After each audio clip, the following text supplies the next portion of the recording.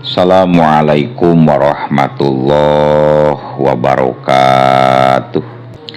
Alhamdulillah wa syukru ala ni'amillah. Urang ayeuna dugi kadangat ayeuna masih keneh tiasa ditepang dangukeun deui dina acara anu matuh kamemet urang sadayana. Nyatana dina pagelaran dongeng Sunda jejer carita jalma kajajaden bagian ka-70 genep nanya pamiarsa. Ieu dongeng kantun 4 episode nya bakal tereh tamatnya insyaallah kapayuna urang pedar deui dongeng-dongeng anu sanesna. Atuh ngaran teh nyangkolong tingkana waktos sumangga para wargi sadayana mangsa nempo Lurah Asep jeung 5 urang santri. Lurah Cilanjung mah siga nu pohara pisan bungaheunana. Rada jauh kene oge geus ngajak seuri. Waduh, meni asa rame kieu geuning dihias ku kelebet mah palurah.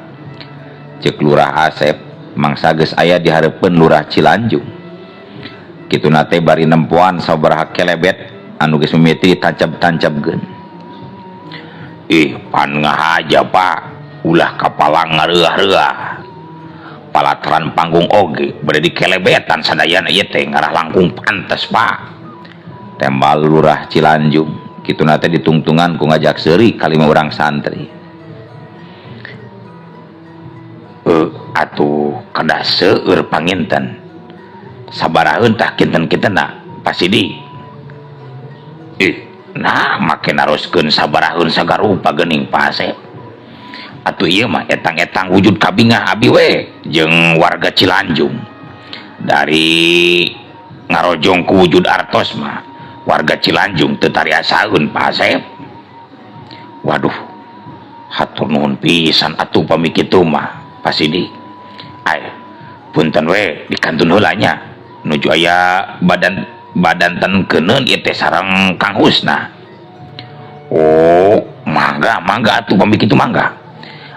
Mohon Pak Asep nembe teh aya urang Cisaat cenah. Saurna teh palai pendak sareng Jang Aris. Urang Cisaat. Nah saha eta teh Pak Sidi? Tuh ka atunya, tuh itu tuh. Tekebat nyaritana Lurah Cilanjung teh. Malah langsung kerang-kerung mangsa nunjuk ka pelebah welasan warga harita keur nali-nalikeun kelebet teh. Sabab tetela Mang Jalal jeung Mang Lombrima geus areueuh.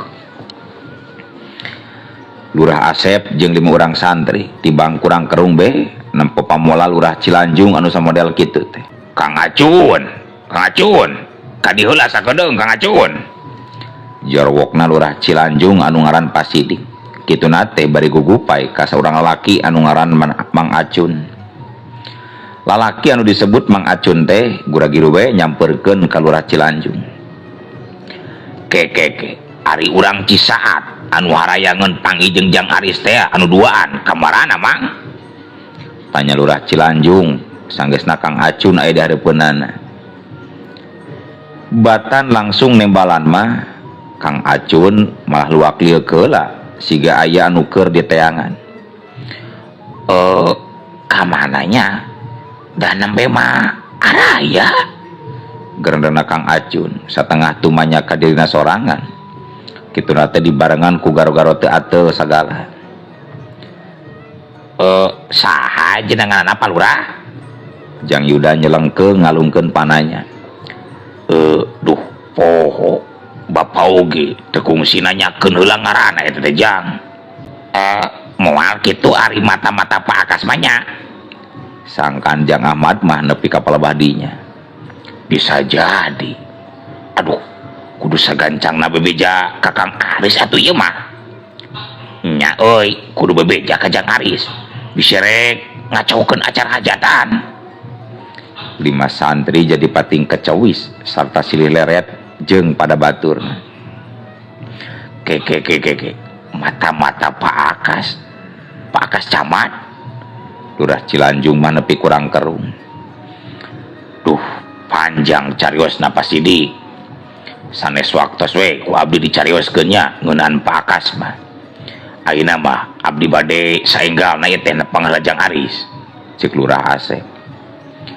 Sok sanajan bari jeung rada hulang keneh oge antuk nama Pasidik alias Lurah Cilanjung nembalan ku unggul. Geus kitu mah gancang bae Lurah Asep jeung 5 urang santri pating garedig muru ka imahna Kang Husna. Sanepina ka tempat anu dijugjug harita kasampak di imahna Kang Husna keur pohara pisan sibukna.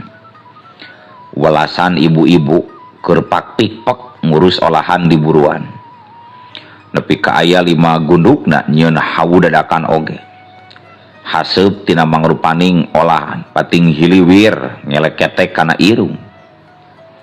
Di tepas imah katenjo 5 urang santri Jang Aris jeung Mbah Samiri keur sibuk ngurus ratusan pipiti. Teuing iraha mulangna ti nagara jin mah Jang Aris teh ujug-ujug geus aya we. Boh Jang Aris, Mbah Samiri pon kitu deui Jang Atman jeung nu sejena. Siga nu baru ngaeun pisan mangsa nempo Lurah Asep jeung 5 urang santri ngurunyung teh. Ngayas panggung teh 100 rengse Pak? Tanya Jang Aris mangsa Lurah Asep jeung anu sejena geus dariuk di tepas imah. Keur dipigawe keneh itu teh. Imah oge geus dihias, dipungkus ku kain sutra. Ari si bapa ka mana Jang? Cek Lurah Asep, kituna teh ditungtungan ku pananya sarta lu ngalengo ka jero imah anu pantona ngahaja digemblongkeun. Aya di dapur nuju mungkusan kue Pak. Oh, nyakeun bae atuh. Rek ngomong ka hideep we atuh nya. Aya picarioseun perkawis naon Pak? Jang Aris rada kerung. Bieu teh aya anu karima. Cenah mah ti lembur Cimuncang. Terus ti lembur Ciampar jeung lembur Badawang. Nya eta lembur-lembur anu sakalurahan keneh jeung lembur urang. Nyaritana marek daratang cenengah dirantahlilan. Dina mangsana perung hajatan mah geus puguh. Ti Cilajung oge rek loba nu datang ieu teh cenah. Matak ngabejan heula sote sangkan teu ruas we cenah ka pribumina. Waduh, kumaha atuh nya Pak? Bakal kirang panginten pipiti sareng kangge susuguna oge ieu teh. Jaba moal cekap tempatna deui ari sarumpingna seueur teuing mah Pak.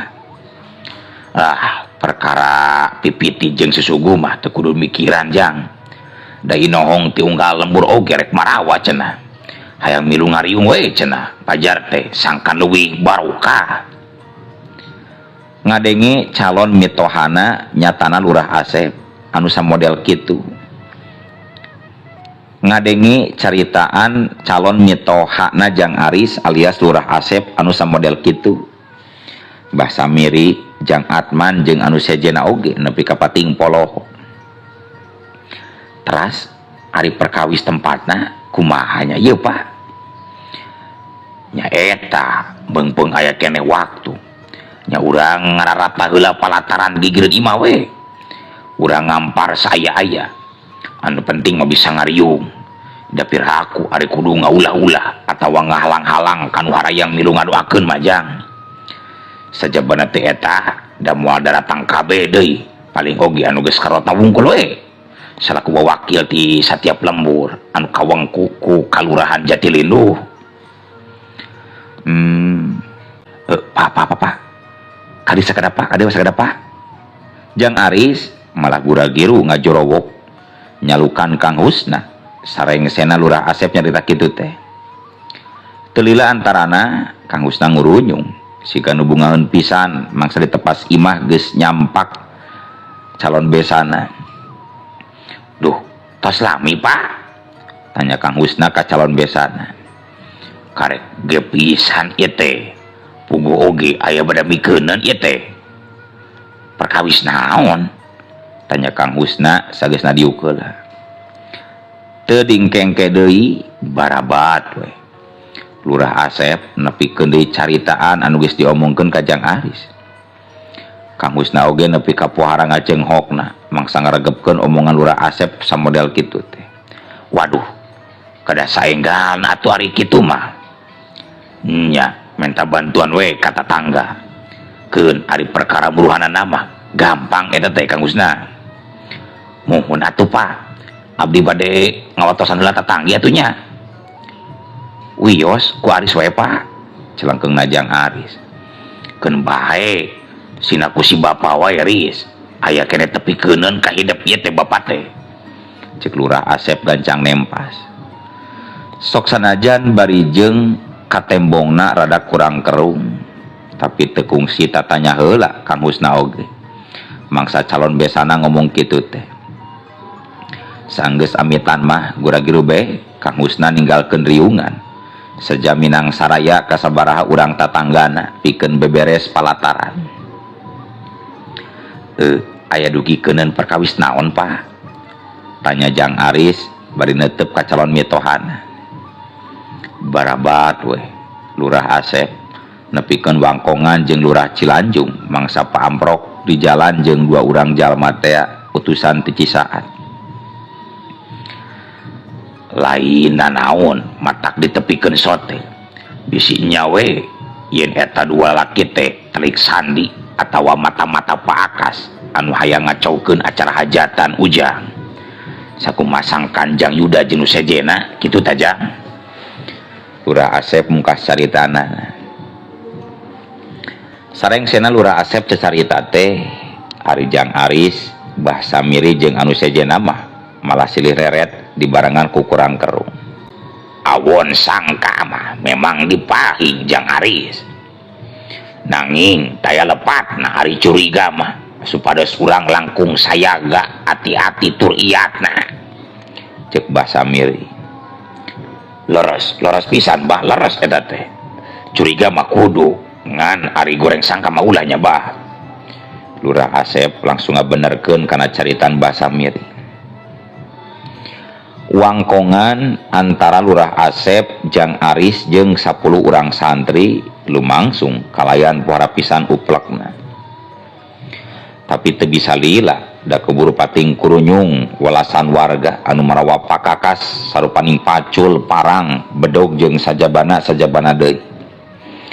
Prung we geus kitu mah sarerea rereongan ngararata palataran anu aya di gigireun imah Kang Husna.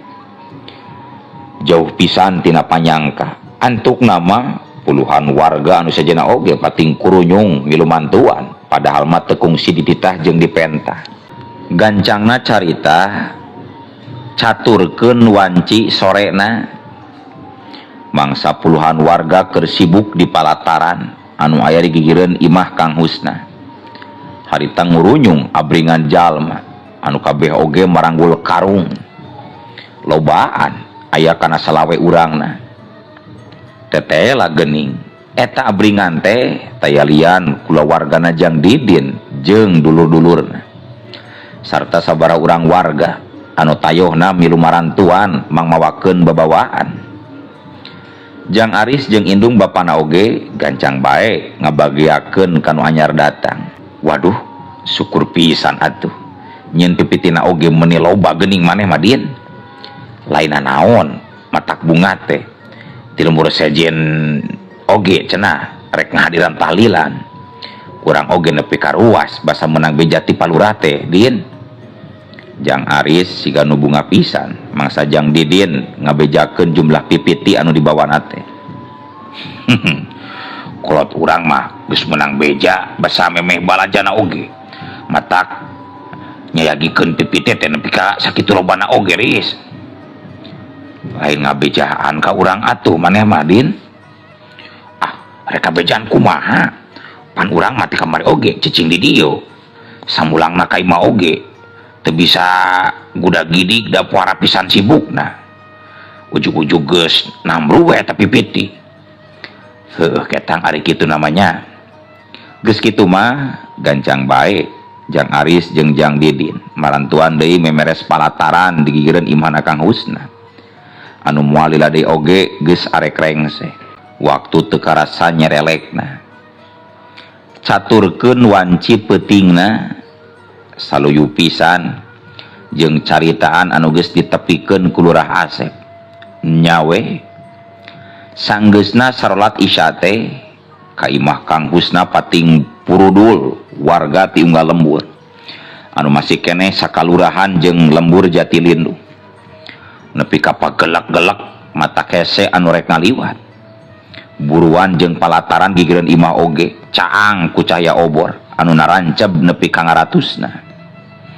Jang Atman, Jang Yuda, jeung anu sejena pulang anting nyuguhan warga anu daratang. Jang Apan, Jang Aka, jeung sabara urang jajaka oge mari lumantuan. Da suguhkeuneun teh pohara pisan lobana. Ari Jang Aris jeung Jang Didin mah teu bisa pipilueun. Da puguh oge keur ngariung di jero imah, bubuhan minangka anu jadi calon pangantena. Tah Jang Aris oge Jang Didin tujuan pangna diayakeun kawin teh satemen nama pikeun diajar nyampurnakeun kanyaah anu geus aya dina diri kalayan kanyaah anu saikhlas-ikhlasna kalayan kanyaah anu sajatening kanyaah kasacana geus tangtu kanyaah kapapada makhluk Gusti anu murbehing ieu alam pang-pang nama kapapada manusia deui kapanan lamun geus kawin mah geus ngarumah tangga salaki tara itung-itungan kana naon-naon anu geus dibikeun kanu jadi pamajikanana komo lamun jaga geus boga anak incu mah nya anu geus kaalaman ku mamang we contona aya kalana belaan sok nyelehan anu jadi kolot mah kajeun teu kabeli udud anu penting mah kahayang budak bisa kacumponan bukti naon eta teh nya mangrupakeun bukti kanyaah belaan ngaheulakeun jeung mentingkeun kahayang budak mandeurikeun kahayang sorangan nah enggeus kan ukur sametinya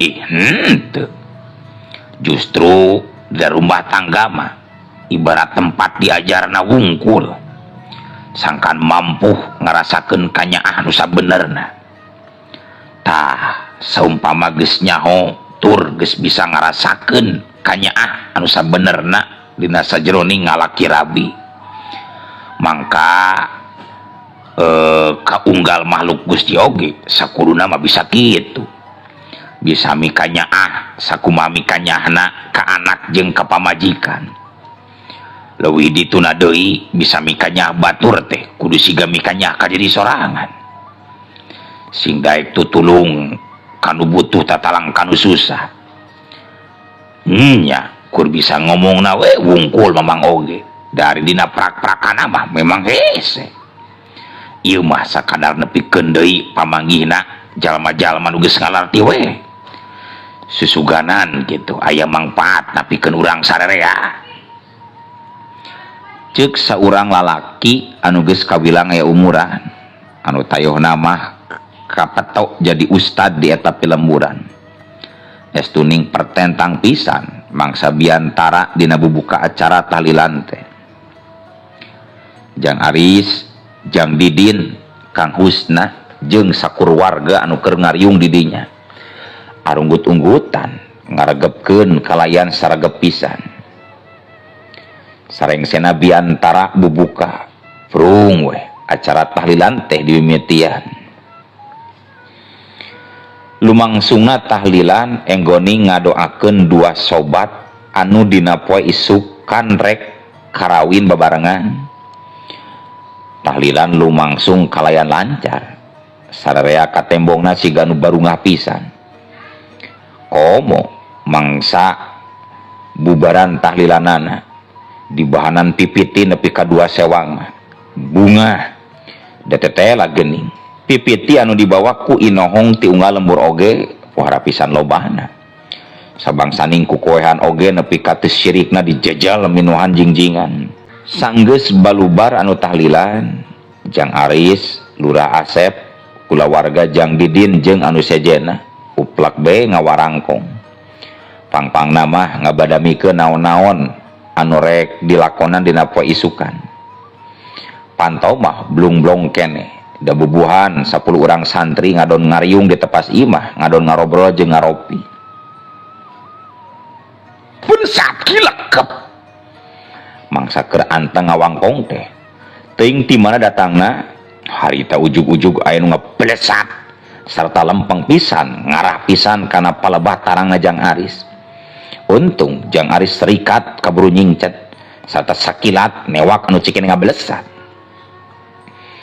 Nepi ka puara pisan ngarenjagna sakur jalma anu keur ngariung di eta tempat teh. Komo 10 urang santri mah nepi ka pating garingeun sarta langsung culang cileung nempuan kayaan di sabudeureun eta tempat. Tapi waleh teu nempuan sasaha. Ari lain pating runggunukna tatangkalan nu rada kacaangan ku cahaya obor jeung ku cahaya bulan sapasingan. Saenggeus ditelek-telek tetela anu cikeneh ngablesat teh aya lian pangpung garing anu panjangna kira-kira 2 jengkal leungeun kolot. Sarta dina tungtungna eta pangpung aya buntelan sarupaning dangdaunan anu dibeungkeut ku sabaraha lambar buuk anu geus barodas. Saenggeus buuk anu barodas anu jadi tali di udar tetela dina gulungan eta daun teh aya tulisanana ganjang gerak kaluar tuturkeun dewek kaluar kitu eusi eta surat anu dibaca ku Jang Aris dina sajroning hatena. Mbah Samiri jeung anu sajena timbang silih reret sarta kurang kerung sanggeusna Jang Aris maca tulisan anu aya dina eta daun teh. Saha Jang Aris? Tanya Mbah Samiri. Jang Aris tibang gide. Lah tong disabeurkeun Jang bisi cilaka apa isukan terek kawin.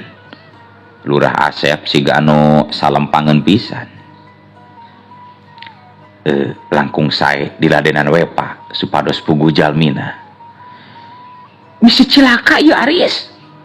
Nyilam oge indungna siga anu teu eleh melangeunana. Doakeun we mah da diantep oge moal eureun ngagangguna. Anu paling paur mah bisi isuk we datangna mending ayeuna urang bereskeun mah. Tibang silih reret jeung salakina nyilam mah mangsa Jang Aris ngomong kitu teh. Jung kojengkang geus kitu mah gura-giru bae Jang Aris kaluar ti eta imah. Sarta antuk nama ngagandeang lempang kaburuan. Mbah Samiri Jang Didin jeung 10 urang santri oge milu nuturkeun. Ari nu sejena mah ngadon ngaharep-hep we siga nu sieun. Tuturkeun aing Aris, tuturkeun. Ceuk hiji sora mangsa Jang Aris jeung nu sejena keur culang cileung nempuan kayaan. Curela jeung. Teu lila antarana ka tembong aya hiji cirim anu ngacorelat ngajauhan eta patempatan. Corelat jeung pakolak jeung. Geus kitu mah gancang bae Jang Aris oge ngacorelat ngagajlang nuturkeun eta jirim. Hayu urang tuturkeun euy, tuturkeun bisi cilaka. Mbah Samiri rutret ka 10 urang santri. Abdi oge ngiring bae. Jang Didin gancang nyelengkeung. Lah cicing we mane mah di dieu bisi tinggaleun. Corelat jeung.